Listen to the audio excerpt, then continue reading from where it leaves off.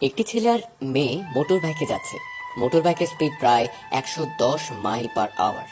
এমন সময় মেয়েটা বলে উঠল, যান, আস্তে চালাও, ভয় লাগছে কিন্তু। কতক্ষণ ধরে বলছি প্লিজ স্পিড কমাও না, আমার খুব ভয় লাগছে, প্লিজ স্পিডটা কমাও। তাহলে আই লাভ ইউ বলো। I hate you. হয় নাই, বলো আই লাভ ইউ। আচ্ছা আই লাভ ইউ, এবার স্পিডটা কমাও। এবার আমাকে জড়িয়ে ধরো। পারবো না। তাহলে স্পিডও কমাবো না। মেয়ে ছেলেটাকে জড়িয়ে ধরলো এবং বলল, আচ্ছা ধরলাম, এবার স্পিডটা কমাও। এই হেলমেটটা খুব বিরক্ত করছে, হেলমেটটা খোলো তো। মেয়েটা ছেলেটার হেলমেট খুলে হাতে ধরে রাখলো। ওটা ধরে রেখেছো কেন? ওটা পরো। মেয়ে হেলমেটটা পরলো এবং একটু পর তাদের দুর্ঘটনা হলো।